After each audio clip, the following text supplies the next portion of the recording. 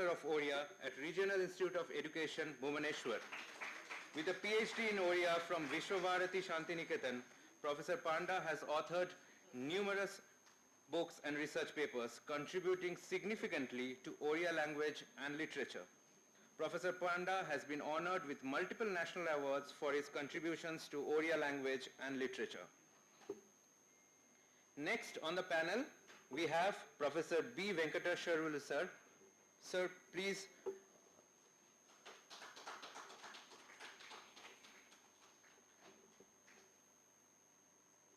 Professor Venkateshwarlu is a distinguished professor in the Department of Telugu at Banaras Hindu University.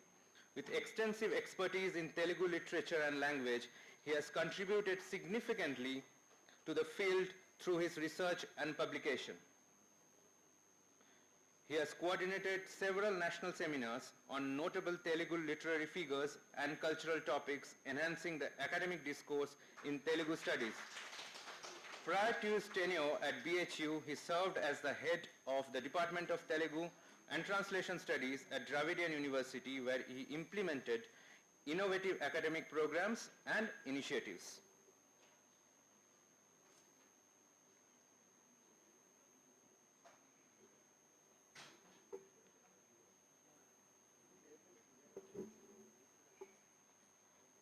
Without further ado, I'll just brief about how this panel discussion is planned.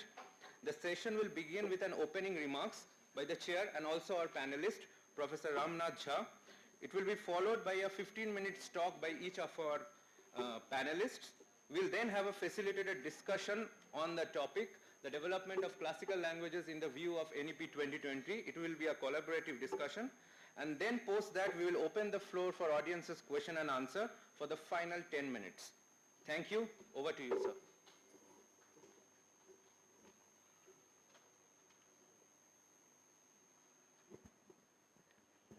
Thank you. Namaskar to all. We all know that it's a matter of our pleasure that Government of India has started classical language units in CIL, Mysore, and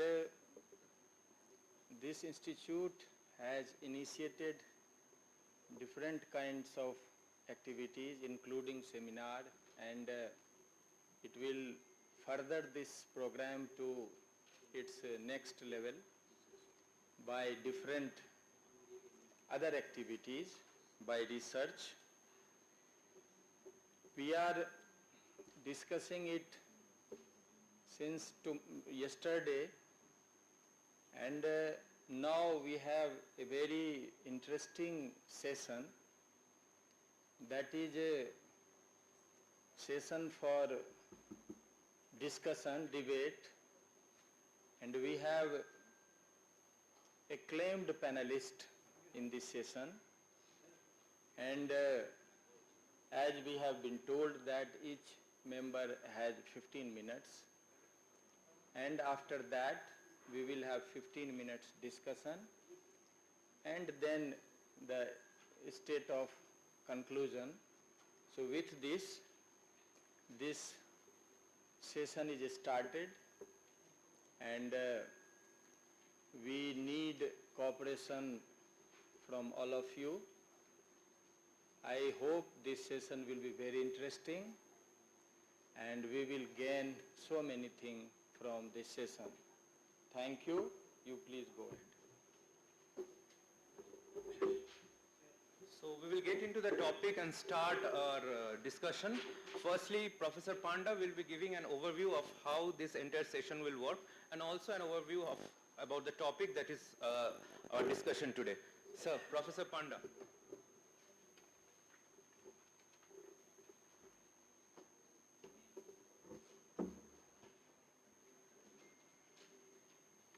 Very good afternoon to all of you. This is a different kind of session, not like that the paper presentation or the plenary speech. This is some panelists are with us, all distinguished scholars from different languages, and this session is devoted to one particular topic. It is decided by the Director CIL with consultation of all of our project directors and all scholars, that one thing, a new thing has come out in NEP 2020. So this session has been decided and devoted to that topic, that is development of classical languages in view of National Education Policy 2020. Because I have prepared one note, a concept note, an overview that is perhaps distributed among you, and because of that they invited me at the beginning, and I think perhaps it is decided because I was the member secretary of the National Focus Group constituted by Government of India at the time of preparation of National Education Policy, that National Focus Group on language teaching and language education and mother tongue teaching. So, for the first time in National Education Policy, I will be very brief. For the first time in National Education Policy, you know that National Education Policy for the first time in 1968, it was framed under the great person D.S. Kothari. Then after that in 1986, in 1982 there was a change, and in 2005 we have also framed one national curriculum framework, and this National Education Policy 2020 now, which is being implemented under the guidance of the Ministry of Education in all the states and also for the Government of India, that is framed. For the first time there is a mention about the classical language. There is no mention of classical language in previous education policy because there was no concept of this classical language. This concept has been initiated or created in 2004 when Tamil became classical language for the first time. Then in 2005 Sanskrit became classical. In 2008 Telugu and Kannada became classical. In 2013 Malayalam became classical. In 2014 Odia became classical. We have 6 classical languages. And we all know that Sanskrit is classical language. So it is clearly recommended, mentioned in NEP, I am just read out, the importance, relevance and beauty of the classical languages and literature of India also cannot be overlooked. Sanskrit, while also an important modern language mentioned in the 8th schedule of the Constitution of India, possesses a classical literature that is greater in volume than that of Latin and Greek put together, containing vast treasure of mathematics, philosophy, grammar, music, politics, medicine, architecture, metallurgy, drama, poetry, storytelling and more, known as Sanskrit knowledge system, written by people of various religious as well as non-religious people and by people from all walks of life and a wide range of socio-economic background over thousands of years. Sanskrit will thus be offered at all level of school and higher education as an important enriching option for students, including as an option in the 3-language formula. It will be taught in ways that are interesting and experiential as well as contemporary relevance, including through the use of Sanskrit knowledge system, and in particular through phonetics and pronunciation. Sanskrit textbooks at the foundational middle school level may be written in simple Sanskrit, simple standard Sanskrit, to teach Sanskrit through Sanskrit and make its study truly enjoyable. You know that the most of in our school and higher education, Sanskrit is not taught through Sanskrit. Only in traditional method, in traditional system, like Madhyama, Shastri, Acharya and all these things, Sanskrit taught through Sanskrit. Otherwise, Sanskrit is taught through regional languages or mother tongue in lower class and through English in the higher class or Hindi. But now, this is the recommendation that Sanskrit will be taught through Sanskrit. Second is that, because this classical language is now categorized or divided in two parts, though it is a one, that Sanskrit is a classical language and other classical languages of India, Sanskrit and other. You know, this is this dynamism. So India also has an extremely rich literature in other classical languages, including classical Tamil, Telugu, Kannada, Malayalam and Odia.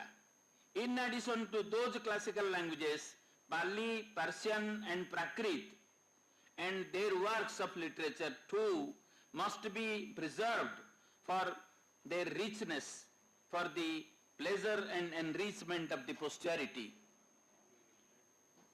As India becomes a fully developed country, the next generation will want to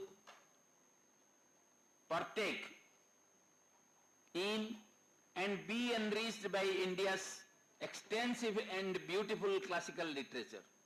In addition to Sanskrit, other classical languages and literatures of India, including Tamil, Telugu, Kannada, Malayalam, Odia, Pali, Persian and Prakrit, will also be widely available in schools as options of the students, possibly as online modules through experiential and innovative approaches to ensure that these languages and literature stay alive and vibrant.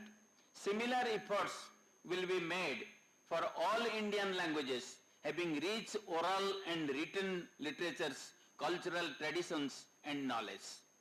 For the enrichment of children and for the preservation of these rich languages and their artistic treasures, all students in all schools, public or private, will have the option of learning at least 2 years of a classical language of India and its associated literature through experiential and innovative approaches, including the integration of technology in from grade 6 to 12 with the option to continue from middle stage through the secondary stage and beyond. These are the recommendation I have read out, the recommendation of NEP about classical languages. So what is now, how we can go through, what is our objective, what we have to do, how we can prepare the text materials for these classical languages, how we can integrate these classical languages in the curriculum. These are the objectives of this kind of seminar or this kind of discussion. So, in an overview, I have given this first thing is, just I am not reading the all throughout on the points, promotion and preservation. These are the two things, preservation and promotion. Inclusion in curriculum, teacher training and resources, how all the teachers of Sanskrit and all classical languages can be trained. These are the responsibility of classical centers as well as CIL. Technology and digitization, which is very important to preserve the knowledge system. Collaboration with many institutions. We have seen now in the previous sessions, so many scholars from different universities, they are presenting papers on the classical languages. This is really interesting.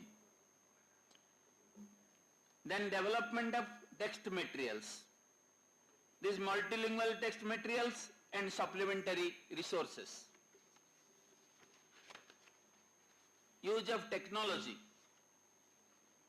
Previously, we know about the two things we are habituated to teach. One is content, another is pedagogy. Now, the third thing is IT, and fourth thing is language. So these components should be given importance.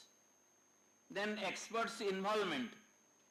Now, I think all my respected colleagues will realize and share with me, now it is very difficult to get the classical scholars in different fields. Fields like epigraphy, fields like numismatics, fields like iconography, fields like manuscriptology, we are very, very difficult to get. So now we have to train the scholars or the young scholars in these classical fields. Then organizing workshops and trainings, research and innovation, interdisciplinary studies. We are all teachers of language, most of us. Most of us. Madam is not for Fs. Madam is for science, medical science. So these interdisciplinary, it is very important. If there is history, geography, social science, so many things are integrated in all the classical text. Interdisciplinary. Then preservation and digitization. Then academic collaboration. So many important areas are there for the research and teaching in classical languages. First is epigraphy. Then how can go for it? Then second is archaeology.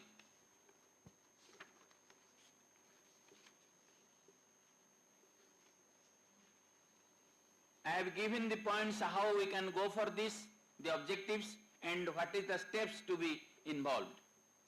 Manuscript editing. You will be surprised to know 237,000 Sanskrit manuscripts are there according to the calculation of the data of National Manuscript Mission. So this is the thing, lakhs of manuscripts are there in different languages. How we can know which manuscript has already been edited and published and which manuscript is not published? First we have to prepare the catalogue of manuscripts. I have prepared one catalogue of manuscripts in Odia language. I have published it, CIL have published. So we have to work on that. Then corpus building. A very interesting thing we have discussed yesterday perhaps.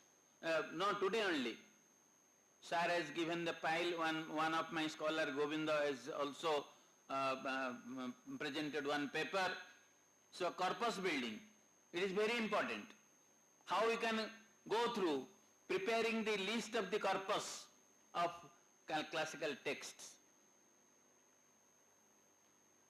Then translation. Translation we have discussed in the previous session about one very good text, Lilati Tilakam in Malayalam. So, likewise, so many texts are there. We have to translate. Otherwise, translate from one classical language to other classical language, from one classical language to English, from classical language to Hindi, from otherwise, we don't know what is there. What is in Malayalam, what is in Tamil, what is in Telugu, what is in Odia, we don't know. This creates the national integration among the languages. You know, in 1954, on the day when the National Sahitya Academy has been established, in the inaugural address, none other than Professor the then President of India, Sarvepalli Radhakrishnan, in his inaugural address told that Indian literature is one manifested in many languages. This is really, we have to realize that Indian literature is a perennial flow, like Ganges or like Godavari. So this is we have to work. This corpus building, then translation of one language to other language, it is a very important area. Then documentation, it is also, documentation is very much necessary for oral tradition. Now, we are really, after some days you see, you cannot find anything. So, documentation, then compilation of the dictionaries and encyclopedia, these dictionaries, glossaries, I have forgotten that glossary also. I have suggested to one institution is there under Government of India, CSTT, Commission of Terminology, Technical Terminology. Professor Jha is, Girish Jha is there, is the chairman. So they are also working. So we have to prepare the glossary and dictionary of many things and encyclopedia. So many things are there. Just I want to give one example because I am from Odia language. In 17th century, the first dictionary of Odia language was composed by a great poet that entitled as Gita Abhidhana, the dictionary in poetry. We have published one research work on that. That is a thesaurus like Amarkosa. You know Amarkosa? A great work in Sanskrit. So, in my childhood, I remember my father used to ask, have you got that? You tell what is the name, what is the many words of Lakshmi? Then immediately we are on that type of thing, it will enrich. So this kind of thing we have to explore what is there in different languages.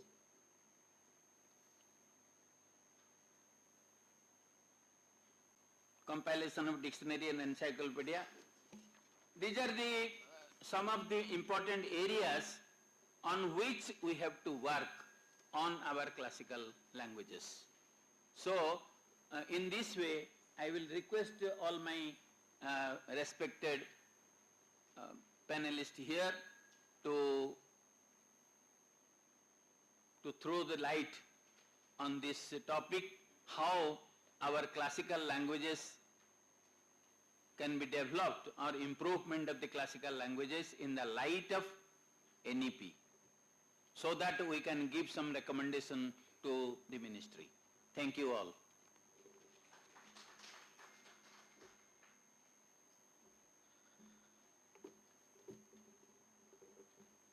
Thank you, Professor Basant Kumar Panda, for that enlightening talk.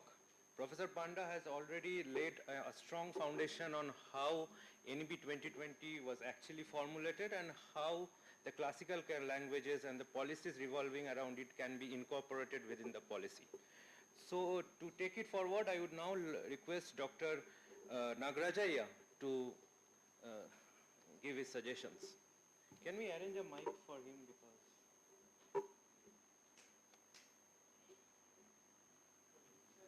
Sir, you can sit. Sir, you can sit there.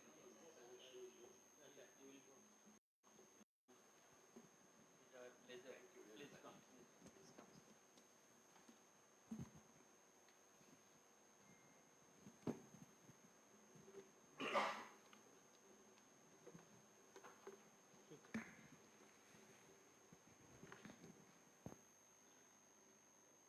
Namaskar, Vanakkam, Namastubhyam. Namaskar Chaptunnanandi. I will commence my speech by reciting a shloka from Dandin, famous Lakshanika from South India, Dandin. Idamandham tamam krishnam jayeta bhunatrayam yadi shabdahvayam jyotir asamsaran nadipyate. If the entire universe was enveloped in darkness, but the light of language, it brightened the world. That's the quintessence, essence of Dandini. So I need not exaggerate about that.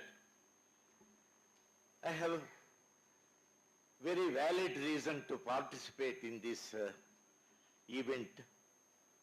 That is, one of my epics, I wrote only one epic, Charu Vasanta titled, that has been translated into Odia. Pramod Parida has translated Charu Vasanta into Odia, into Malayalam. One Malayalam, Sachidanandan has written the introduction, and Matrubhumi publication, they have published it. It has been translated to Sanskrit, Prakrit, Bengali, Gujarat, about 16 languages it has been translated. Therefore, I felt I have a valid reason to participate in this. I am delighted. I am grateful to this institution. Well, as you said, it's very difficult to find hereafter great scholars in classical languages. We will have to take a telescope and find out where a scholar is there in India. This decadence and degeneration is there. But I am optimistic. I always see a silver lining when the dark clouds are there. I am optimistic. So let us hope the younger generation will take up seriously and become great scholars in classical language and literature. Let us trace the trajectory of how metamorphic changes took place in the curricula and pedagogy. In spite of the percentage of readership being less, during pre-colonialism, the elite literati produced, promoted, and protected the classical languages and literary culture. Works written on the palm leaves were in circulation. Interested readers used to get their desired works copied by professional copiers. Despite the predominance of Prakrit and Sanskrit language, vernacular languages texts continued to flourish without let. After the advent of Britishers and colonization, slowly and steadily, English replaced classical and regional languages. In spite of missionaries publishing and encouraging local languages, English dominated and classical languages were marginalized. During the post-independence period, the spread of English was unstoppable and classical languages lost their prominence in the curriculum. Those who neither knew the importance of their mother tongue nor were aware of the dangerous consequences of losing roots of cultural identity started English medium schools, which quickly spread like wildfire. Language and culture are inseparable. It is said, if you want to destroy a culture, first destroy the language and its culture gets destroyed automatically. Children and even the parents under its sway opted for English medium. Under the spell of English charishma, children distanced themselves from classical languages. the percentage of students who could not read and write both their mother tongue and classical language increased. It's unfortunate, rather disturbing, that the study of classical literature is marginalized in the curriculum of higher studies in particular. The dark period of decadence of classical studies started from the last decades of the 20th century and intensified from the beginning of this century, and academics are experiencing the dearth of scholars, as Professor Pandey has explained. It is alarming that classical languages suffered a setback even at the post-graduation level. This is the present scenario at all levels. In brief, the survival of classical languages is at stake. Recently, I wrote the spectrum of classical literature in Karnataka in 5 volumes containing 1,400 pages and launched at London University. I was, will you help me with that?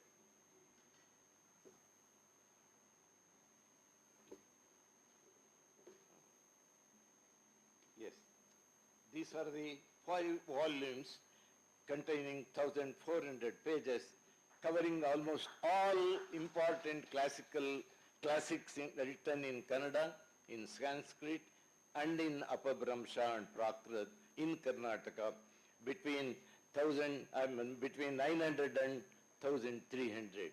I am presenting this to this institute. Yeah. Okay. I was bewildered when my friend said, "Sir, who will read books on classical literature? Why do you toil so hard to write such volumes when even the scholars hardly read it?" I was bewildered, but not disheartened. Every language has its own unique treasure to be shared. Every language, the survival of classical languages is at stake, not because of their intrinsic merit, but because of lack of proper projection. Can classics die? Is a big question that needs to be addressed. Strategies of study of the heritage of classical antiquity and interpretation requires a revisit and revision. The epics preach the right path to lead an ideal life of eternal values. Readers can taste and share the most perfect utterance of the ripest thought by the finest minds. I repeat the sentence. Readers can taste and share the most perfect utterance of the ripest thought by the finest minds. Classics are always new and are time-tested. We have got to shoulder the pleasant responsibility of conveying the extraordinary hoary culture and beauty of classics and thus awaken the interest in the younger generation. Instead of treating English language as an enemy of the Indian languages, we should domesticate and assimilate its strength and sap. Classical languages have time and again proved their ability to withstand the alien influence. Classical languages have resisted the influence of Prakrit, Sanskrit, and Indo-Persian languages. The felicitous fusion of trans-regional Prakrit and Sanskrit have gained required vigor to swim against the strong current of the dominant Prakrit and Sanskrit and gathered the momentum to free itself from their shackles. Knowing pretty well that their languages do not travel to become the trans-regional, it is magnanimous that the Tamil, Telugu, Odia, Malayalam and Kannada writers chose to write in their languages to become a dynamic literary language of cosmopolitan character in its smaller space.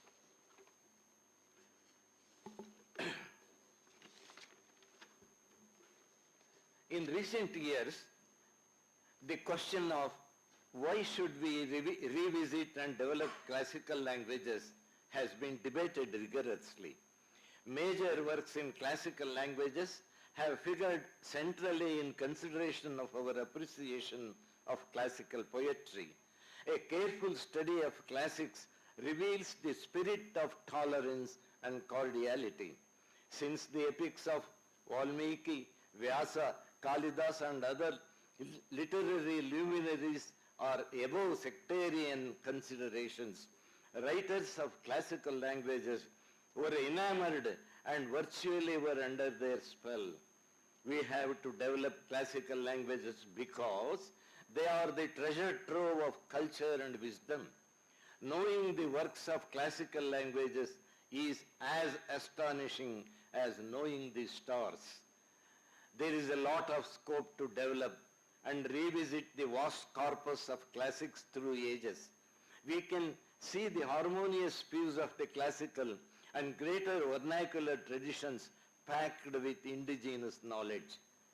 The epic world is truly vast, varied, and great in scale, metamorphic tropes, and language. Great works are beyond boundaries and belong to all ages, as I said earlier. Classical languages do not emerge like birds or butterflies. They are made. Gifted writers elevate languages into classics, into literary status. A spectrum of, or even a cursory glance of classics in Kannada, Tamil, Telugu, Odia and Malayalam establishes their luminous contribution to humanistic knowledge. Ipso facto, by developing classical languages, we can explore particular zones of complex expressivity, including rich temporal and spatial modalities apparent in classics. As localization increases, what is lost in geographical range is made up in the elaboration of increasing depth. Another 3 minutes. Classical poetry thus comes to play a critical and highly original role in the elaboration of regional cultural identities and the articulation of innovative cultural thematics, a reconceptualized ecology and new forms key to local experience appears articulated. In the recent decades, there has been a significant transformation and the study of classical languages is being encouraged. I am glad that the development of classical languages enjoys priority in the agenda of the National Education Policy of 2020. Hope its activities of developing the classical languages will assume greater proportions. Now, the question is how to revive, rejuvenate, and popularize the classical languages. Having contemplated the matter, I have some suggestions for the consideration. Number one, it's very, very important to involve students in whatever plan or project we envisage for developing classical languages. Let us think of tapping and channelizing the talents and interests of the younger generation. Two, to start with, we can think of organizing quarterly workshops and seminars, not for elders or old people like us, for the students, encouraging students to stage plays dramas by selecting episodes from classical language textbooks included in their syllabus will also promote the cause. Arranging frequent recitation competitions of verses or stanzas from classics will attract students and public alike. Frequent elocution competition, Antyakshari competition, Gamaka Rupakas, such other programs will really improve in developing and popularizing the classical languages. Such activities should be of short duration and can take place once in a month or two so that the tempo is kept alive. Frequent exhibitions of classics in old palm leaf and also side by side, modern printed text will arouse curiosity and create interest among students and the public. Involving artists and sculptors, annual exhibitions of paintings and sculptures depicting scenes from classical poems can be organized. A moderate cash prize and issuing certificates of participation to youngsters, students, will make the events attractive and meaningful. It is said that the greatest age in literature is the age of translation. Having participated in the international seminars, workshops, and conferences in the universities, in more than 20 universities, I have noticed that the demand for translated works in Indian classics written in non-Sanskrit and non-Prakrit classical languages has increased in the recent decades. Translation of major works of greater dimension in the classical languages, not only into English but also into other Indian languages, is truly a need of the hour and hence should be implemented on a priority basis. The Sahitya Academy, Delhi, has already created required infrastructure by publishing volumes of ancient Indian literature. Now is the time to think of abridged versions of epics and classics from classical languages which will fill the vacuum and will go a long way in bridging the gap between the languages and beyond the languages. In this regard, Tamil scholars have been doing excellent work on war footing by translating Shilapadigaram, Manimegalai, Valayapati, and then Jivaka Chintamani and other works. Stephen Anekar has translated the Neminatha Puranam, a Champu poem in Old Kannada of 11th century, 12th century, into English with its title, The Epic of Naming of Karnaparya. This is a unique translation of a 12th century epic directly from the original Kannada classical language. Professor Basanta Kumar Tripathi has translated the Odia classics Mahabharat, Vichitra Ramayana and Chandi Puranam of Adikavi Saralada. I can go on, which are the important classical works in various classical languages, giving examples. I don't think it's necessary. We are all time constrained, I know. In the above and other similar schemes become a regular feature if the above and other similar schemes become regular feature of literary cultural activities, I am sure it will pave the way for the development of classical languages. Thank you very much. Nahi krutam upakaram sadhavo vismaranti. I am very happy I have been given an opportunity to, share my feelings and ideas.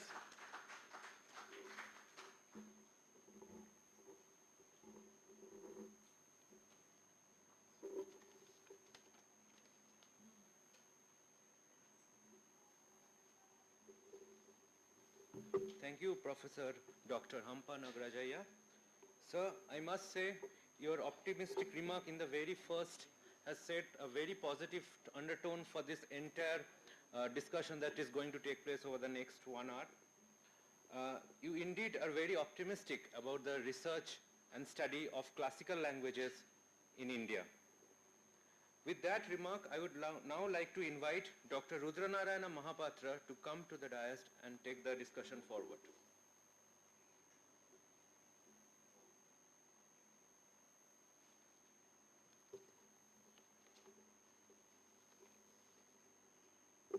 Namaskar, respected chairperson on the dais, director CIL, project directors of different classical languages, of course, the entire research fraternity, and the August gatherings. It's a great pleasure, and I have a great humble, I have to say, the new education policy makes us such a good environment where at first level we integrate together, synergize together, at least CIL formulate this conference, so greater obligations to CIL as well as also the policy makers of new education policy. Not to take so much of time, I have to discuss the new education policy. The topic is development of classical language in view of NEP 2020. So we have to first decide where we are and where we have to move. Over the last 2 decades, at least 20 languages have been thrown out of the school system as a medium of instruction. The NCERT's All India School of Survey in 1993 followed by 2004 shows that the language used as the medium of instruction in 1990 was 60 and by 2002 it is 47. That means we are very fast losing our medium of instruction of language, especially in the education system.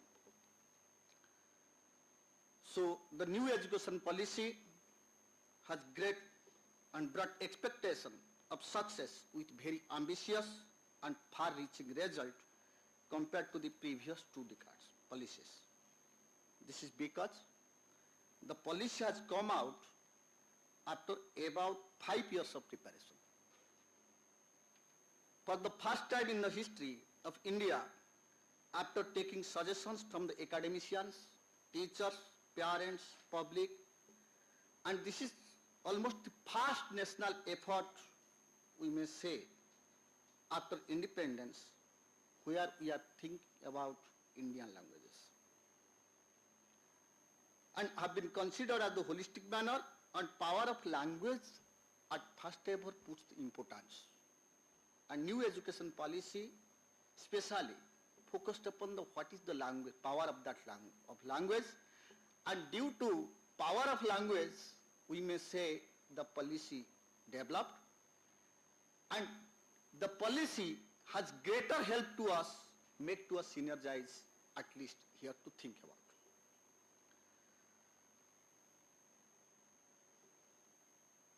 Now the goal or the objective is already fixed. The new education policy at least makes the objective fixed to ensure inclusive and equitable quality education by 2030 to prepare and preserve for how we make this learning to become the lifelong learning. Now, when we think about classical language, I hope we have forgotten our, at present, what is classical language in our brain. Now we are taking what are the criteria government gives to us. Just like high antiquity, valuable heritage, originality, distinctiveness, all these things.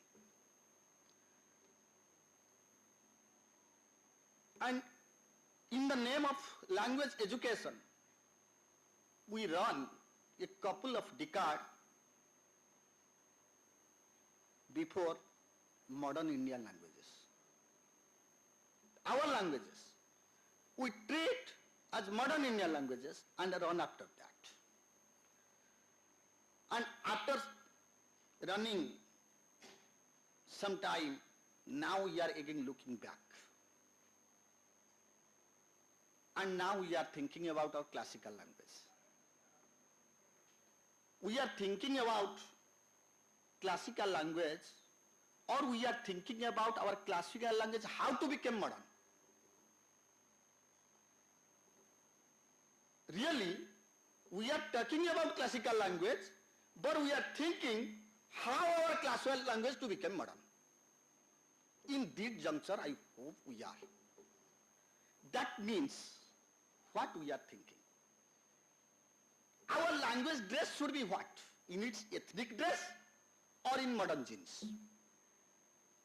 Soul is classic and deliberation is modern. If we will be happy for future, how we preserve what the language comes out. The language issues in new education policy are already described. Sir has already focused and makes insight upon that. And the policy maker makes in between paragraph 4.11 to 4.22, 4.11 to 4.22. And in that, they have very carefully under heading, they make a heading that multilingualism and the power of language of the document. Multilingualism and the power of the language. Total entire policy document is of 66 pages, where very frequently, or we have to see, rather than singular, we find the term plural. That means we are going to focus upon plurality of all Indian languages. That means we are, now the time has come not to think out which language is classic first or which language is going to be. Rather, we all are classic and like to become classic with modern. And our student, I hope, or the learners, we hope to be learned in their classroom in this vision.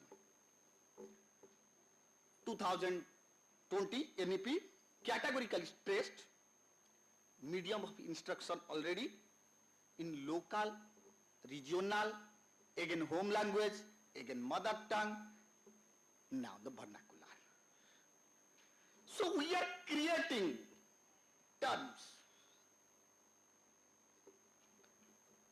up to grade 6 at least, and preferably till grade 8 and beyond. And also we are taking the 3 language policy. In classical language phase, we have the NEP text, the entire of 9 languages at least. Now the NEP told about 9 languages, not the 8, including Persian. Kannada, Telugu, Tamil, Malayalam, Odia, Prakrit, Persian and Pali. That is page number 4, point number 5, Persian. So now the 9 language to be taught or learn our students in 9 classical languages as on date. So not only with this, it makes emphasis not only the languages, dialects also is going to be given importance. And to justify this, NEP 2020 itself tells that why they will learn, or we accept that, to enrich our children and for the preservation of this rich language and the artistic treasure. Our goal is that.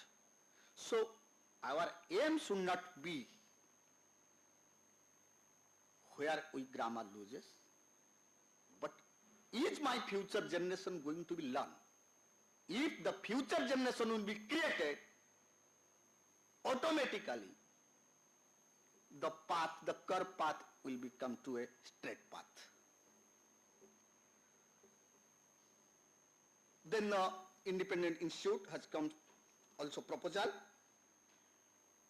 and also NEP told that the classical language should be modernized as per the need. What I have told. That we are not thinking about the classical language, and in our brain classical means primitive. But the NEP tells that spirit, not the ancient, telling that my soul is ancient but it's alive, alive. It will be born. So, para 4.14 of new education policy stress that all effort will be made to prepare bilingual texts. Classical language, Sanskrit one part, again Sanskrit including or excluding, again 8 bilingual. 3 language formula. Language to be going to be modern of instruction. Now the question. Not to take too much of time. Essentially, the policy, it has been spread out through several questions before us. The language, what should be taught to student, pedagogic implication, already sir has told, and different our main researchers are already, frontline researchers are already told. Alphabet, grammar, all these things. Also, the issue we have to think about, consider the issue of dyslexia also. Mother tongue. The issue of standard language is not the question. The issue of classical language, how to become a communicative language.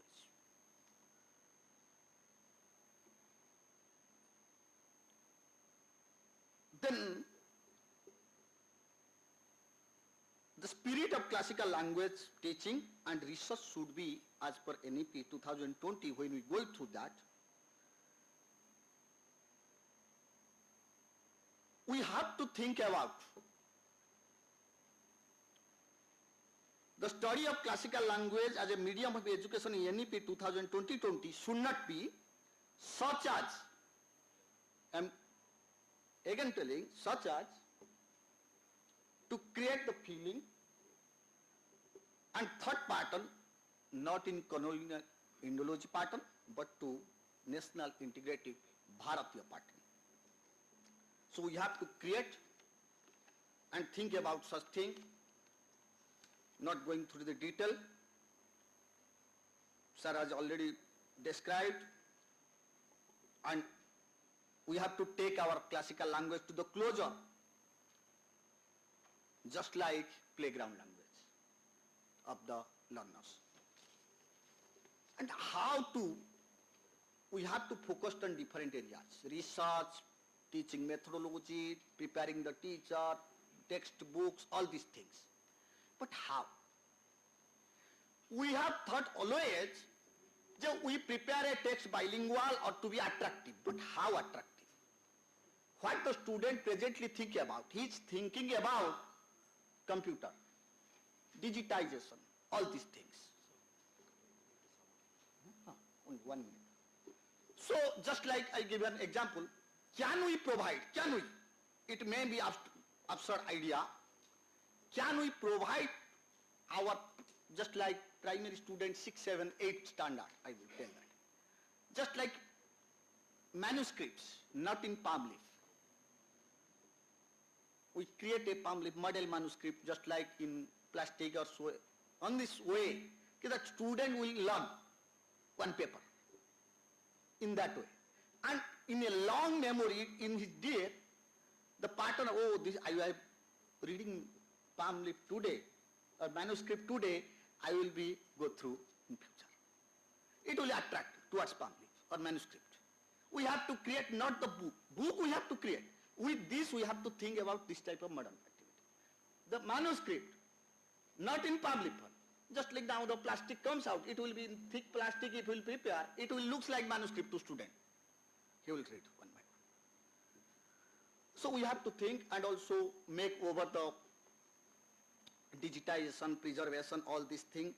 And local, sir has already settled that the local drama in multilingual education platform, classical language platform, and also I also request CIL in this form to make a greater consortium, just like to make different simulations, to greater project or greater program to take this thing. And our inclusive curriculum, digital libraries, e-learning platform, classical language contribution, collaboration contribution, classical language to classical language, voice transfer system. Just I am giving it is very difficult.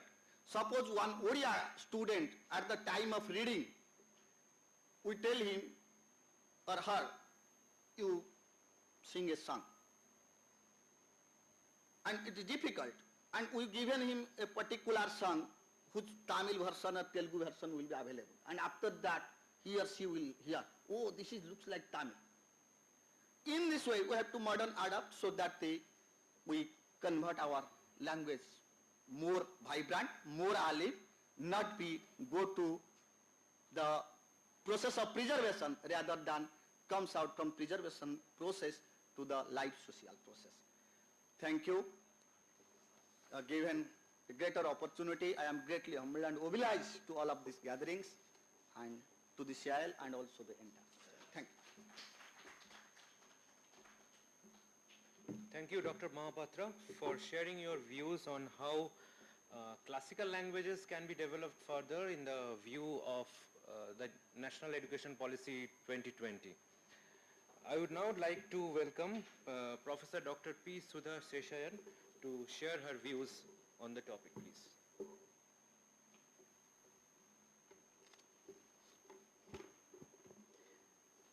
Shri Gurubhyo Namaha, Namasadase, Namaskar to everyone, respected panelists on the dais and all members of audience. Since much has been told about the national education policy and the requirements of developing the classical languages, I think I'll straight away embark on certain issues which need to be taken forward. And I draw from Sir's introductory remarks,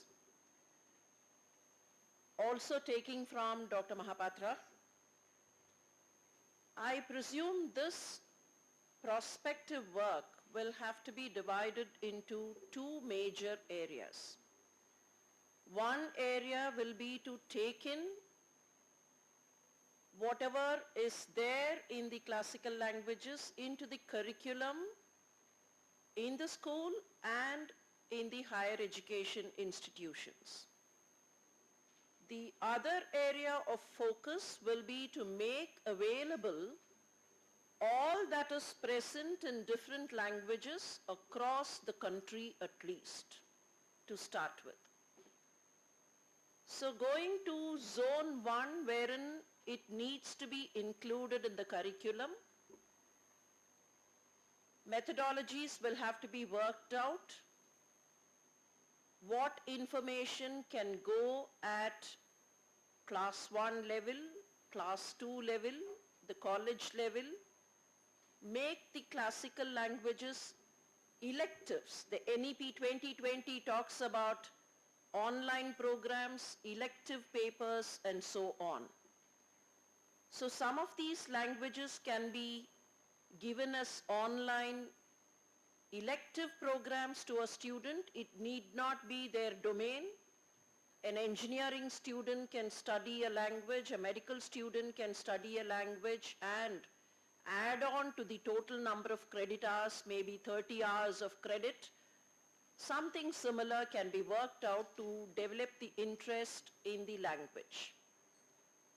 Now coming to zone 2, wherein all the information that's available in several languages will have to be made available across. I come from the land of Tamil. And as everyone will be aware, the body of Sangam literature, or the oldest extant literature that is available in Tamil, talks about many things. As rightly pointed out earlier, language is the manifestation of culture. When we go into these old pieces of literature, there is so much of information available about science, available about birds, available about so many other things. You know, as a science student, I have always been amazed at the way an anonymous Sangam poet has spoken about the way birds migrate across territories. I'm reminded of a small little piece of poem. I would not quote the poem, but kindly permit me to recap the essence of the poem. It is about a flamingo flying across. The flamingo starts from the south and flies across to the north, and that is its migration pattern. And here down lies a poet struck in poverty. He's gone to the town of Madurai to seek favors from the king. Unfortunately, the king has still not given him any audience, and he's lying there, probably in the Shishira Rutu. And then he kind of looks at the flamingo and says, as you fly northwards, please go to my little hamlet, meet my wife, and tell her I'm lying here in stark poverty. I'm lying here, nothing to carve myself, and I'm kind of trembling in coldness. This particular poem talks about the migratory pattern. I wonder if this migratory pattern, which has all been recapped in these pieces of poetry, can help ornithologists and the field of science to learn many more things, provided all this is available across the country in various languages. So the first thing would have to be to create a corpus, probably translate all this information which is available in every language, every classical language, and take it across. That would be manuscript editing, that would be corpus building, that would be translating. All these will have to go into it. At this point, I would also want to say that a kind of cross comparison will have to be done. There are literary pieces which are available across language zones. I'm reminded again of a small little poem which had been composed by one of the Alvar saints of Tamil Nadu, Thondaradipodi Alvar. I quote this for a particular reason. In the Telugu Ramayana, the Ranganatha Ramayana, the story of the squirrel features. Most of us are aware that there is a story of the squirrel where Rama drew lines on the back of the squirrel. This is found in the Ranganatha Ramayana. If you take the Ramayana body of literature, the first Ramayana to talk about the squirrel story is only the Ranganatha Ramayana and not the earlier versions of Ramayana, including the Tamil Ramayana. However, the nidus for this particular thing, the Telugu land talks about Ududa Bhakti very categorically. The best form of Bhakti is Ududa Bhakti. Ududa is the squirrel. But then the nidus for this Ududa Bhakti is found in this Alvar poem, wherein Alvar says, when all the monkeys were rolling the rocks and the stones to build the bridge, here was this little squirrel which ran to the water, dipped itself in the water, made its body wet, came to the sand, rolled on the sand, went back to the bridge which the monkeys were building, and then kind of, dropped all the sand particles and came back to again find a dip and find again the sand and go back. So there is so much of comparison that can be drawn. And this Alvar lived sometime in the 8th century or the 9th century. Yes, across several languages, but very, very paradoxically, the Tamil version of Ramayana does not talk about the story, though Alvars have given it before.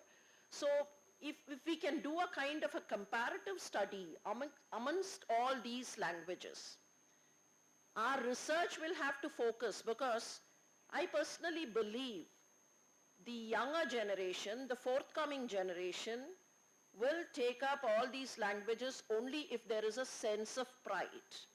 And this sense of pride will have to be kind of inculcated by a kind of comparison that would go along.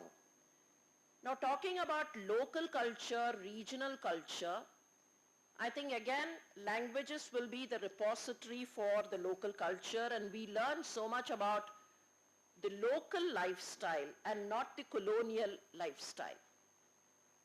In a piece of Sangam poetry, the friend talks to the lady love. The ambience is typical. The lady love is waiting for the lover to come back, and she is kind of pining, and the lover comes back. Now comes the climax or the anticlimax, as you can name it. The lover is kind of pained to find his lady love has not reduced in weight. He anticipates that she would have kind of thinned out all the time thinking about him, and she is not thinned out, she appears normal. So this man is a little perplexed, at which the friend says, do not get perplexed, you will have to thank the crows. Because every day the crow came and kept on cawing there, your lady got the faith and the trust that you would definitely come back. Now this is to the local custom where you think whenever the crow caws, it heralds the arrival of a visitor or the arrival of a relative. Now these are all local customs and local faiths and beliefs which probably will talk much about the culture than anything like, colonial in style or something which has come after the postmodernist era. Now one other area wherein translations and corpus building will have to focus upon will be the area of grammar. Sir was talking about creation of dictionaries and creation of thesauri. I would even say some kind of a corpus building on the various forms of grammar texts which are available. So you started with Dandi. Now Dandi has been recreated in Tamil, and we have what is called the Dandi Alangaram, which is the framework for the composition of any epic. However, there are also other works of grammar which emphasize on the kind of multilingual approach. Not individual language approach, but then a multilingual approach. Kindly permit me to quote this instance, which is generally talked of in the Tamil land. We have an epic called the Kanda Puranam, which is a recap of the story of Lord Muruga. It is not an exact translation of the Skanda Mahapurana in Sanskrit, but then this is a 10,000 plus verses made epic by an author called Kachiyappa Sivacharya. The story goes like this. Kachiyappa wanted to sing on Muruga, but then he was not very clear of his capabilities. Lord Muruga appeared in his dream and told him, come on, you compose an epic on me. And then Kachiyapar asked him, what do I sing? I do not know anything. And then Muruga told him, don't worry, I'll start the line and then you can complete. So he started one line, gave one line, and Kachiyapar could not understand. He asked him, what is this line? I'm not able to understand this word. Muruga told him, why are you worried? I am giving you the line, complete it. So he completed 10,000 plus verses. On the day when he had to kind of, make it known to the public, when he came to the Sabha, where lots of pundits were there, he started the first line, and then there was a call. The pundit said, stop. We have never ever heard of this phrase. Please give us the grammar of this phrase. And Kachiyapar was awestruck. The first phrase is like this, Tigada Chakkara. The first line goes like this, Tigada Chakkara Semmuham Aindulan. It's on Lord Shiva, saying Shiva has 5 faces and so on. But then the first phrase is Tigada Chakkara. Immediately the pundits asked him, we have never ever heard of a word Tigada. What does it mean? And Kachiyapar was caught. He said, I do not know the meaning, but then I asked Muruga. He told me, Tigal Dasha. If you unite these 2 words, Tigal Dasa, it will become Tigada Cha. And then there's no grammar at all. Bring Tolkappiyam, bring this, bring that. Where is the evidence for this? So the first day the whole thing stopped. Kachiyapar went back. He was saddened. He went to the same temple as he goes every day, screamed at Muruga, did I ever ask you for this? You only made me sing this, and then you gave me the first line, and I asked you for the meaning. You said something. When I went and told them there, they're all laughing at me, mocking at me. They are asking if Muruga will come as an evidence for you. What do I tell them? That night went on. The next morning, he could not abstain because he has to go and meet them and say, probably he's wrong. So he went there, and then the pundits asked him, have you got any evidence? Did you go and search for some evidence? Some sutra from some text? Kachiyapar was standing there, and then from amidst the audience, one voice came. One youngster got up and said, I have the evidence. I heard something happened yesterday here. I'm from the Chora land. I have the copy of a grammar text that we have in our land. And then he read out the 44th sutra, which talked about Ra plus Ta will become Da. Tighar Dasa will become Tigada. And where was this? This was from a small little grammar text called the Veerachoriyam. Now when did Veerachoriyam appear? It appeared much later, not as early as Tolkappiyam. It came much later after the advent of several other languages. And what would happen if these 2 words mix up? A word from Tamil and a word from Sanskrit, or a word from Tamil and a word from Kannada. If they mix up, what kind of grammar change would happen? So we need to kind of resort to collecting these kind of texts because, as rightly pointed out, we are not in a time where we can stick to one language alone. We need to take from several languages, several of these classical languages, and then create an ambience where our future generations believe learning these languages will give them a good life. I come from the medical fraternity. I've always been pained because, the time we joined medical colleges, people told us, don't bother about the language. You don't worry about the language. You write only the points and then underline in different colors, you will get marks. But then I've always been pained because one little word, either you say no or avoid the no. The main word will be the same. But then if you do not know the language, you could still be doing the opposite thing. So I've always felt that language will have to be giving the pride to anyone who's the learner of the language. So to create that pride, probably we'll have to create a body of corpus where we have everything, where we mix up, bring in, like, in the curriculum. If from the Tamil, we give one couplet of Tirukkural, let us try find out a similar couplet or a line in Kannada or Telugu or Odia, and then give it alongside, so that these children will have the benefit of learning not one language, but then learn the corpus sentiment of this country and this land, not just one line. And probably lot of spade work needs to be done.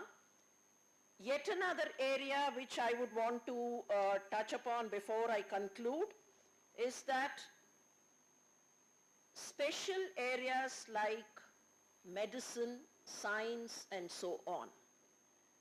In Tamil we have a body of literature on Siddha medicine. Much of it is untouched. And even those Siddha practitioners are not clearly aware of so much of material being there. So many manuscripts lying, manuscripts which are untouched. So I think those areas, the domain areas, our ancient literature talks about, in every language, it talks about astronomy, it talks about Vedic sciences, it talks about mathematics, it talks about several areas of science. I think these areas need to be separately culled out, body created wherein our future generations will feel happy, will feel proud that even Indian literature has everything that modern science talks about. There is so much of astronomy in Shayanacharya's Bhashyam. There is so much of nanotechnology in Vedic sciences. Now all these things not as part of entire language, but then cull it out for the sake of convenience and give it to the future generations. Sir, and I think already we have, palm leaf styled booklets and all that. I've seen several copies of Tirukkural in palm leaf style and all that has come, but probably we need to improvise a little more and take it across. Thank you very much for a wonderful opportunity. Thank you.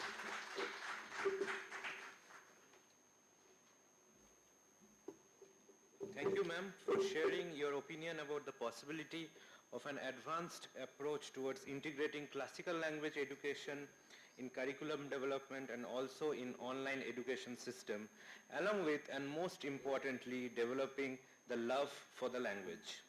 Now I would like to request Professor Venkateshwarlu to take the discussion forward.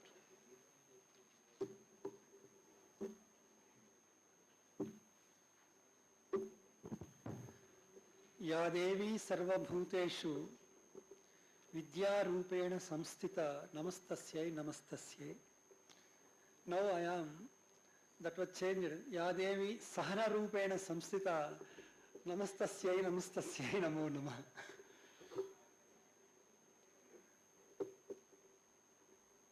Respected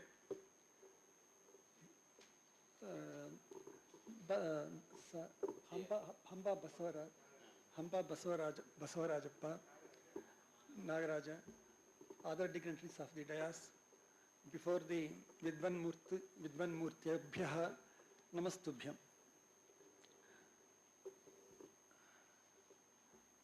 Murtpinda meko bahubhanda rupaha, Suvarna mekam bahubhushaneshu,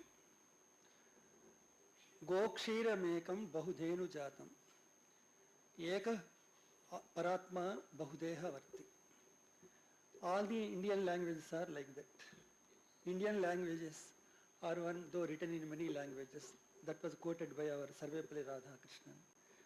In the same manner, our dignitaries, what they said, currently underlined same matter, what is the faced now in classical literature, what faced the problems. In every language is like that. That scenario is in Telugu, in Tamil, and all languages are faced the problems, whatever Hampa Basavaraja sir told. I fully agreed with you, sir. But in NEP 2020 scenario, medium of instruction up to 5th in mother tongue, they advised, but not compulsory teaching, they give the instruction. They give the direction to the states Keval up to 5th through mother tongue, not compulsory. That was taken by the states as advantage, that they are cooperative to the corporate sectors. So mother tongue nowadays, very in trouble. And also taking initiation to translations, technical subjects into regional languages, that is one of the major instruction in that NEP 2020. In our Telugu context, engineering subjects already translations are 2 or 3 years tak ho gaye. Up to JNTU was take lead for the translations into Telugu. But that translated texts in Telugu not proper. All the people are going to translation purpose, taking that Google help. That was not correct. We must train the students or concerned subjects, scholars in their regional languages.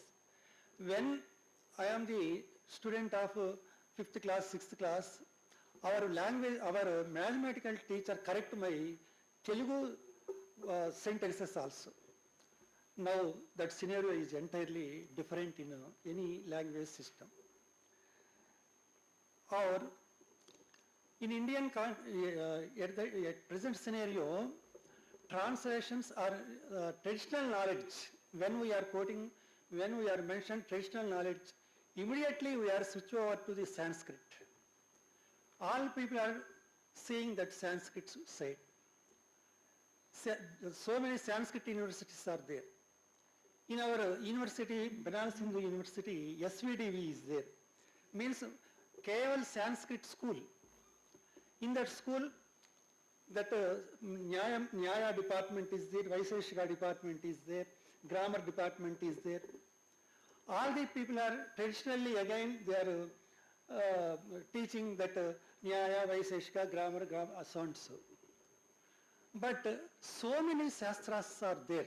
Shastras, immediately people are felt, Shastras means Vedanta Shastra, Sankhya Shastra, all the traditional that Shastras, Vedanta Shastras.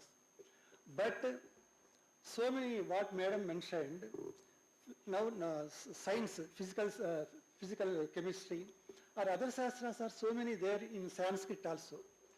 That must be going to translate into regional languages. That must be taken lead by the classical centers, all the regional classical centers. That must be going to lead. That science teachers are not knowing Sanskrit. Sanskrit teachers are not knowing science. Who bridges this gap? For that purpose, NEP choice-based credit system is introduced. For that purpose, Sanskrit departments must take the lead for this context.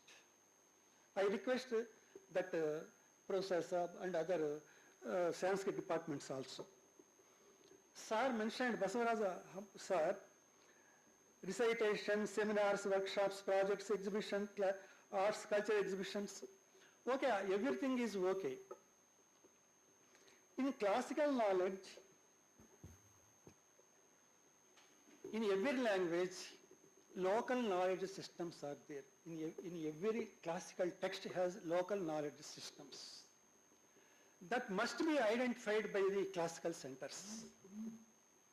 if they give the projects to the students or their project fellows, after that, it must be consolidated by all the four or five or Southern Indian context classical centers must be consolidated and then cross-check with the science fellows. That must be needed. Literary translations, already that was processed by Central Sahitya Academy, literary texts. Not only literary texts, these science texts, science knowledge systems must be take lead for that NEP context. Some of these my observations. Interdisciplinary means in NEP 2020, CBCS system is there. In earlier days, Sanskrit dominated the regional languages. In global scenario now, dominated by English. Now, one minute.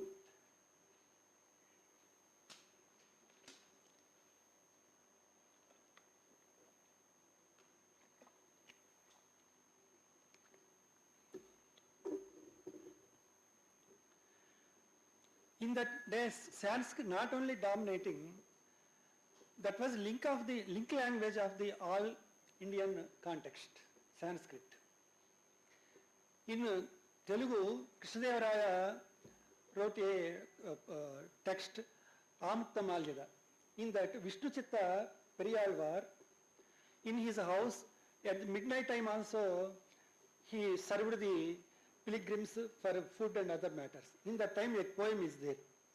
Anishtanithi geha seema nadure alinchinan mroyu nenten nagendra sayanu punya kadhalun nasti ushnata nasti apupo nasti odana saustavancha krupaya bhoktavyam anmatalun. These are Sanskrit text. Nasti ushnata nasti apupo nasti odana saustavancha krupaya bhoktavyam anmatalun. That pilgrims entered the India, they came. For their understanding purpose, he used Sanskrit.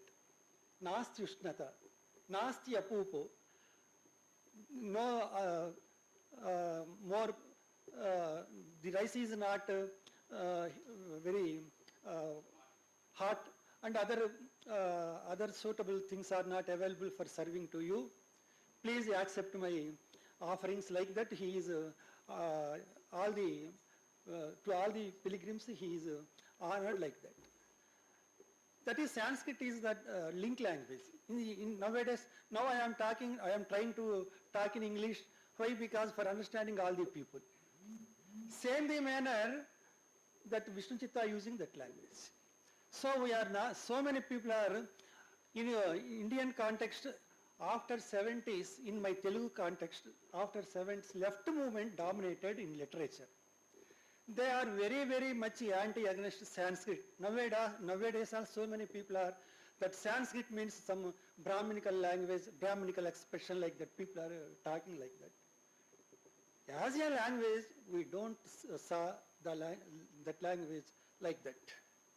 Sanskrit is so our knowledge threshold that we must honor that language, Sanskrit, or that much importance gave in NEP.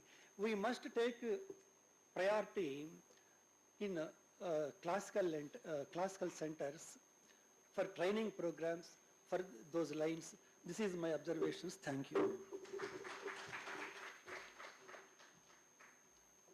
Thank you, sir, for expressing your views. I would now like to invite Professor Ramnath Jha to address the audience. It's 15 minutes or conclusion? 15 minutes. Okay. And post that we can go for Q&A directly. Okay. Thank you so much. Much have been said, and I will also recite one slok. न सोस्ति प्रत्ययो लोके यह शब्दानुगमाद्रते Anubiddhamiva jnanam sarvam sabdena bhashate. This is from Bhartrihari's Vakyapadi. And as said by our panelists, there is an identical relationship between language and thought.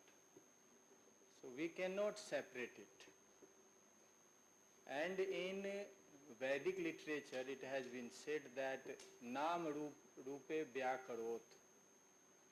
So the reality manifested itself into name and form. And we are almost sharing the same kind of worldview in India. So all languages are nothing but the manifestation of our worldview, our common worldview. So this is the reason why our languages are related with each other. Let me take 2 minutes to explain what does classical language mean from Western perspective. You know, in Europe, 1619 to 1643, this is known as the bloodshed period. A fight, bloodshed fight. And after that, in 18th century, this concept of nationalism came into existence. So it is in 1786. And after Newtonian science's development, the reductionist model was applied. Reductionism means to break reality into pieces. This was applied in Newtonian science, and that not only influenced science, it influenced society, it influenced language, and it influenced all aspects of human life. This is the reason why this nation theory was accepted, and nation theory is based on language. Nation theory is built on religion. Nation theory is built on superiority understanding. So you know, in Europe, each country has its own language, has its own understanding, and they do not accept other language. A French people hate English. A German people hate French. So the whole structure is based on hate, and they always try to dominate over others. This is the reason why they fought 2 world wars. This is not similar in India. We must be clear in this understanding. Our culture, our tradition is not based on domination theory. Our culture is not based on a particular language. Our tradition believes that all languages of our country are the manifestation of same truth. And in this way, we are complementary with each other. So you will find that whatever has been stated by Madam, the same thing you can get in North India. Though at the time of independence, there were 564 states and so many, but people from north, people from south, they were not aware of these things. People from Tamil Nadu were visiting Kedarnath and Kashi, and people from North India, Assam, were visiting Rameswaram, and the same thing is going on. So it was a political thing that there may be 500 kings, but society was not different. Society was thinking in same line. I think we should understand it in this way, that when our government has declared classical language not in the sense of European classical language. When they developed French, English, German, Spanish, they destroyed Greek and Latin. You know, we had the last information that Anquetil Duperron translated the Persian translation of Upanishad by Dara Shikoh into Latin. And it was published in 1801 and 2. And it was accepted by Schopenhauer and then spread our Vedic wisdom to Europe. So our classical language are not similar to the classical language of Europe. Now they have been destroyed. Greek and Latin have been destroyed. Only countries specific language is emerging. But in our country, all languages have been flourishing, and they are Sanatan in nature, and still, as Professor Saab said that English has taken over, and as Sir said that English is now the link language. We are talking on classical language, still debate is going on in English. Okay? This is the tragedy of India, and this is the reflection of the domination of British government, colonial mind. So this has to be ended, and as he said, when Shankaracharya visited whole India, including Pakistan, including Baluchistan, including Afghanistan, including Nepal, he did not debate in Malayalam.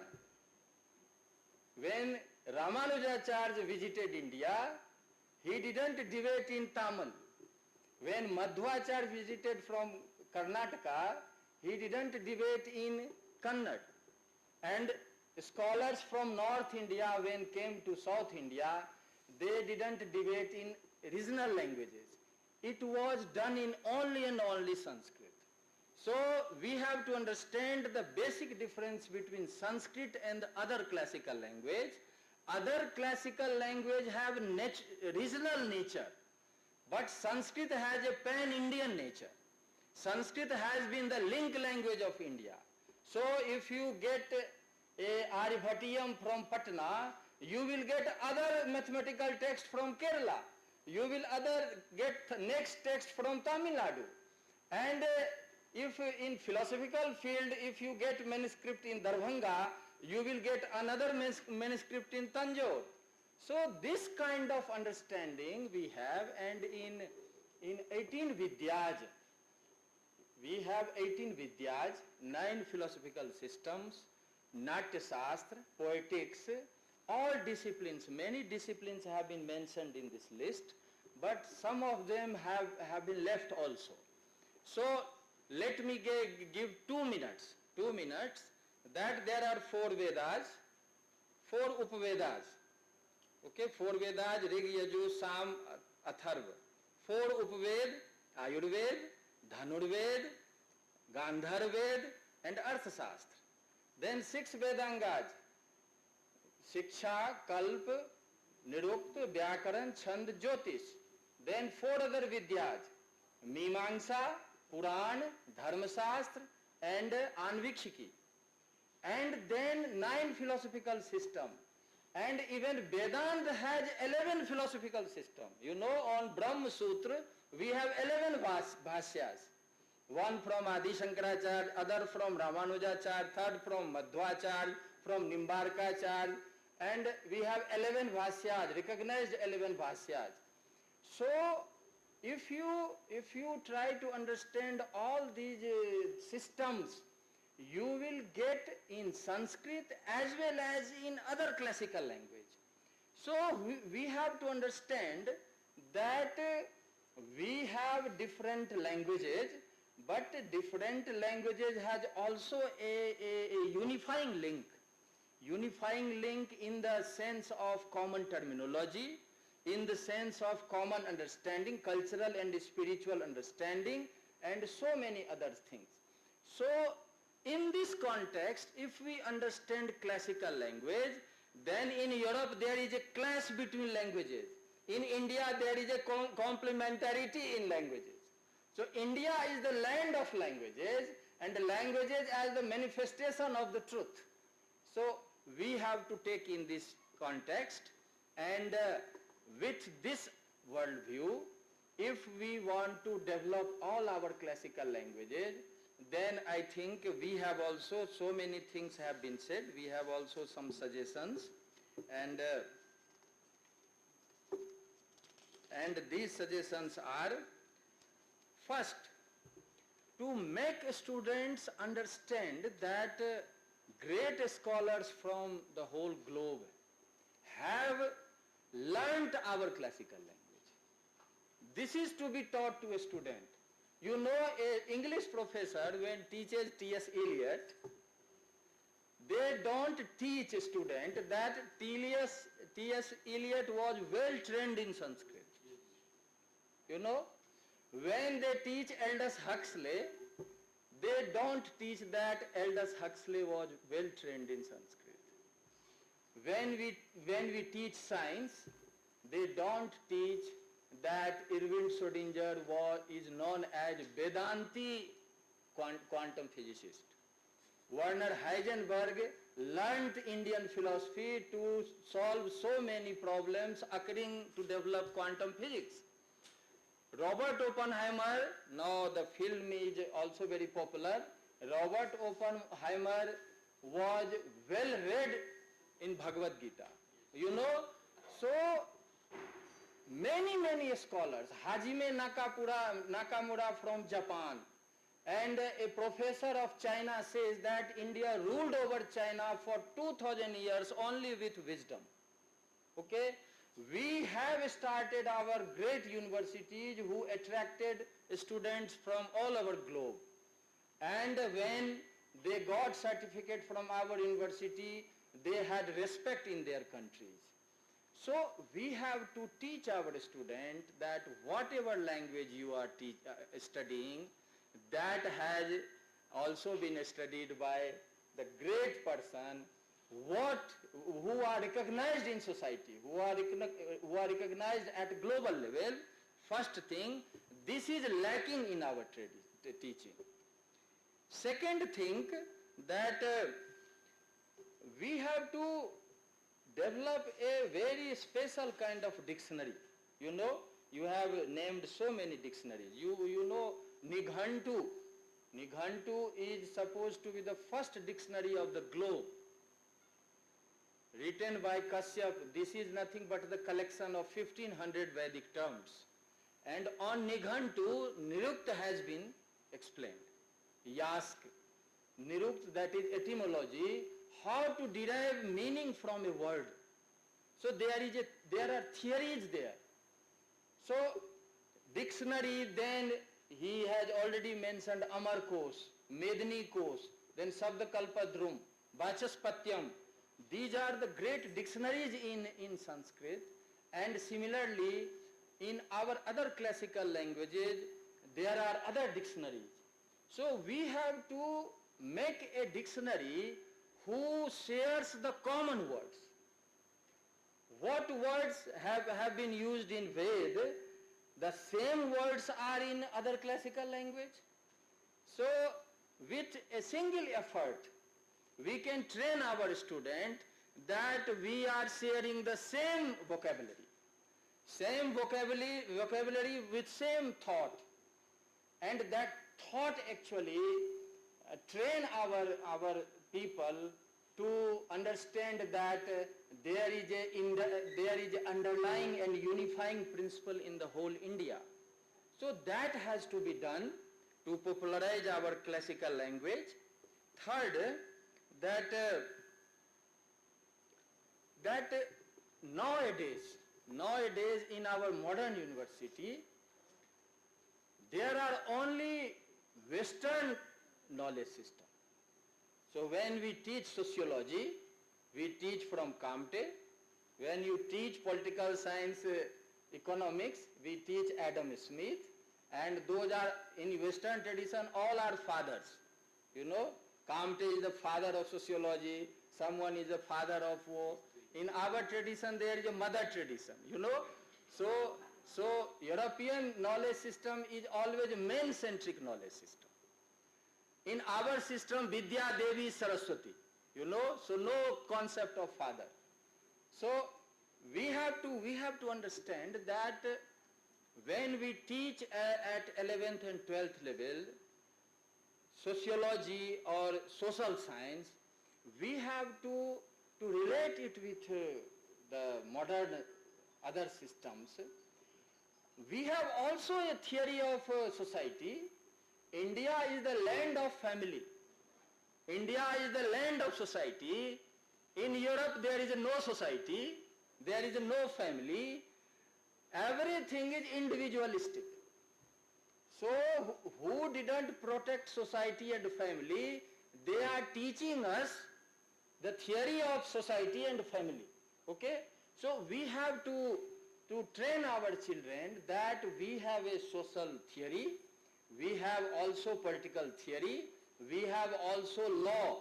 You know, so many things are going on that our judges are giving judgment on the basis of Western law. Okay? Western law and judgment on Indian people. Okay? There are so many things which are different from Europe. We are living, we have a family system, we have one mother and father, okay? They have more than 50 mother and father, okay? This is common. I got a list where 1,000, okay? So that kind of law we cannot implement on Indian society. I can give 100 examples. There are so many things which have been implemented on Indian society. We have to train we have our own judicial system. We have our own jurisprudence. That has to be given to our students. So a parallel understanding.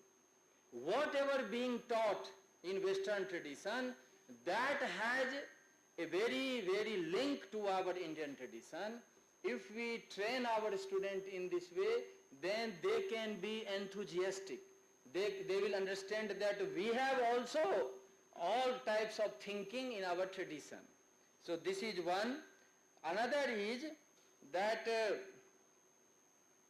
machine translation is also very important thing. You know, currently when we try to translate Marathi literature into Gujarati or Tamil literature into other language, Tamil terms will be translated into Sanskrit and then, to English, and then from English to Gujarati, you know.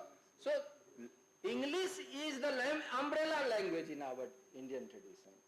So we have to identify one language, and I think only Sanskrit has potential to become an umbrella language. So when we translate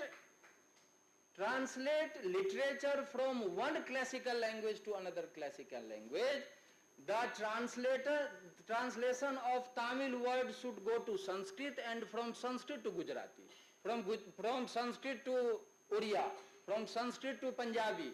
I think this has to be developed, and this is very, very essential. And the last point, that even in three-language formula, public schools are not giving the space of Indian languages. This is very tragic thing that even principal and teachers are discouraging our student to take classical language. So this has to be enforced, that government school as well as public school, they have to abide by this decision, and if our students are being trained in this way, I think in a few years Because we don't have problem of language in our house. The problem of language lies in school, college and university. You know, our children speak Tamil in home, but they are forced to speak in English in public school. Okay? So they have two mindset at a time. And then there is also clash of culture. So what culture English language have enshrines, the same culture is not being enshrined by Indian classical language. So there is also difference of culture. For example, I give just one example. What is difference? Just take 1 minute. One example, when we translate Ishwar into God. So when we say Ishwar means a ultimate truth that is everywhere, in every human being, in each and every particle of the reality. But when you translate it into God, God is outside of this creation. You know? So there is a very cultural difference, and with this kind of translation, even we are means not justify our cultural thought, our spiritual thought. So many things, women and men. Second example, not more. What does it mean? You just go and see Cambridge Dictionary. Woman is the slave of man. From man to woman. Woman is the slave of man. Because woman is the product of man in Semitic culture. Woman is the product of the left ribs of man. Man is the product of woman. No. You go and see Genesis.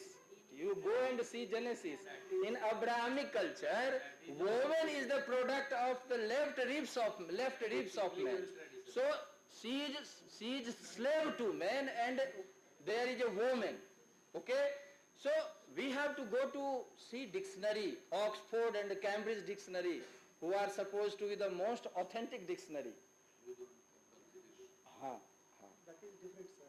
Nine, but we have to train our student in this way. So many confusions have been created, and our students are unable to understand all these things. So with these words, I just request all authorities to consider all these suggestions and structure in a proper way. And if we start these things, I think we will get it very soon. And as Professor said, I am also very optimistic that we will achieve our goal. Thank you so much.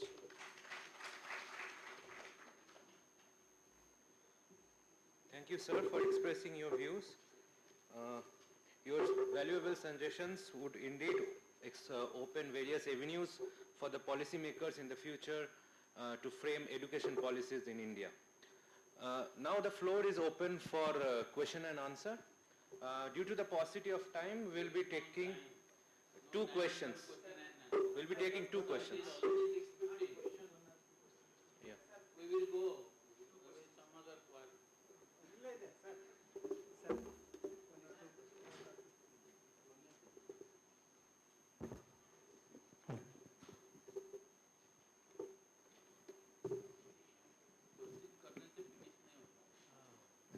Thanks to Madam Vice Chancellor Sudha Ji for her illuminating presentation. In the panel, except Madam, all are from language. She is the only person who is from science field, medicine field. I take the name of D.C. Kothari, who is the first chairman of UGC, also first chairman of Scientific and Technical Terminology Commission. Being a physicist, he was a professor of physics. Being a physicist, he could write an article, present a research paper on atom and matter based on Prakrit texts. Prakrit texts.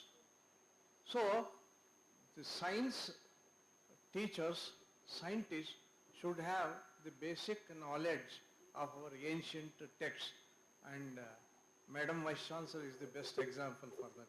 I thank her for her paper.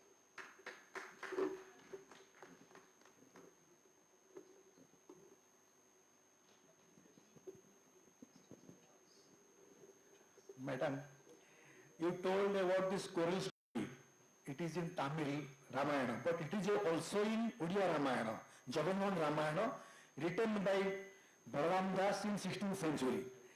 And in Odia, squirrel is called Gunduchi Lusa. In South Odisha, it is called Nepudi Lusa. And this Gunduchi Lusa Upakhana is very famous. And many speakers also tell this. I am telling that it is also in Odia Ramayana. Let me clarify for a second. It is there in Jagan Mohan Ramayana. I'm not denying the fact, but that's 16th century, right? The earliest in the Ramayana tradition, it appears in Ranganatha Ramayana, which is little earlier to Jagan Mohan, 12th century, exactly. But in any other Ramayana prior to 12th century, you don't find it. Paradoxically, it is found in Alvar Pasuram, which belongs to 8th century. That's what I was trying to track. Like, the link between different languages much earlier. That is all. It is not to say that it is not found in. I do understand. Much later you find it almost in every Ramayana in the later versions. And I'll also tell you, for whatever you said, I'll also tell you one more thing. It is only the Indian squirrel which has got these 3 lines. I'm talking from the science background. It's only the Indian squirrel which is called the Indian palm squirrel because it climbs the palm trees. Only that has the 3 lines, and the Indian palm squirrel is a native of India, Sri Lanka, South Asia, nowhere else. And they tried taking this squirrel, what happened because of the colonial culture. They tried taking this squirrel and introducing to Australia and other lands. Please Google and see. Australia has called it a nuisance.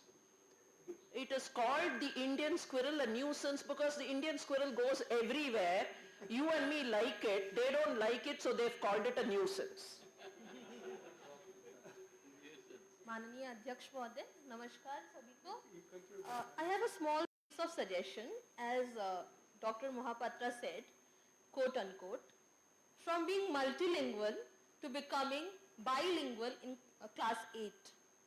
So, as I read the NEP, there are 11 times the term bilingual has been used, and in each context, it is either teaching learning material or it is talking about the approaches. There is one thing that we did not talk about. There is an option for classical languages from class 6 to 12 for 2 years, right? But I believe just like the mother tongues and native languages, it will be sidelined, right, by the public schools or private schools, right? So this is a small piece of suggestion, sir. You may clarify if you want.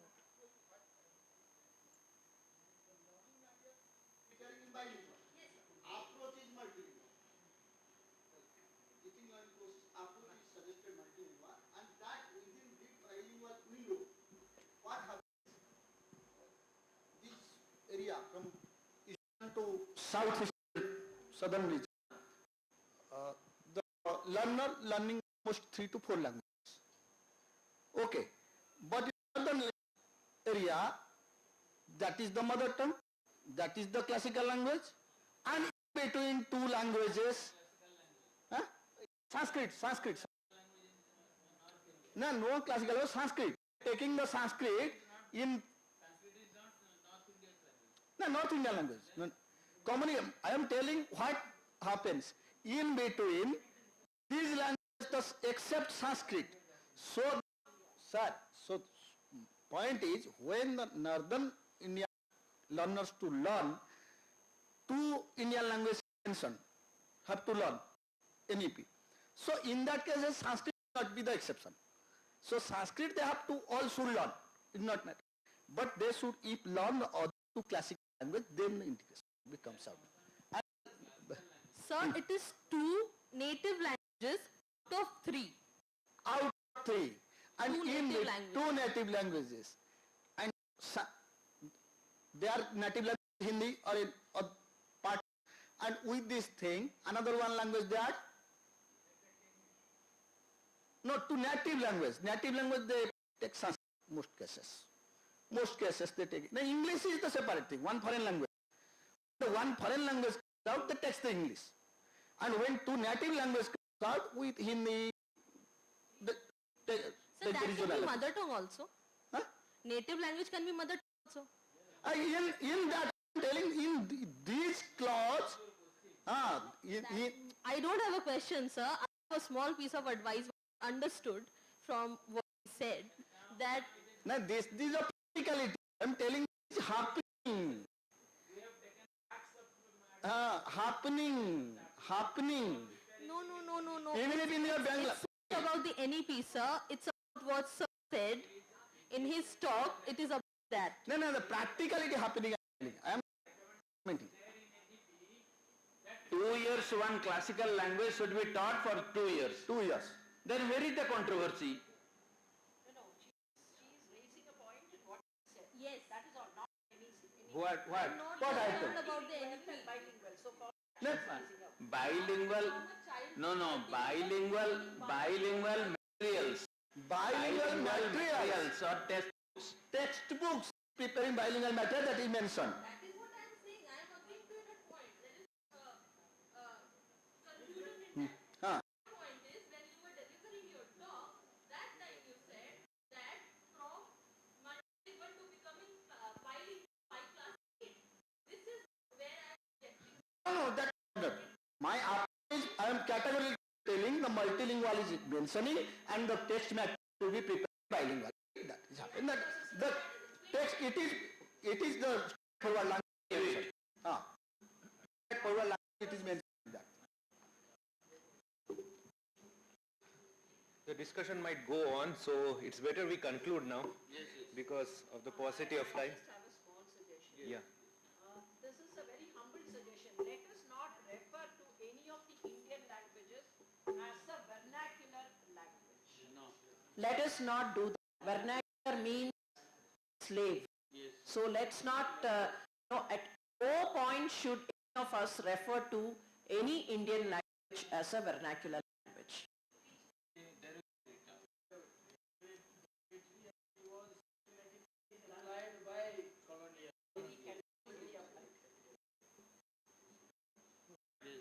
So CIL witnessed today a very provoking and insightful discussion in view of NEP 2020. The discussions today were so crucial in navigating the opportunities and challenges presented by NEP 2020. The deliberations of this panel have provided valuable insights and recommendations that will shape the future of classical languages in India. With this, we have reached the conclusion of today's panel discussion. We look forward to tomorrow for another day of enriching research presentations. Thank you very much.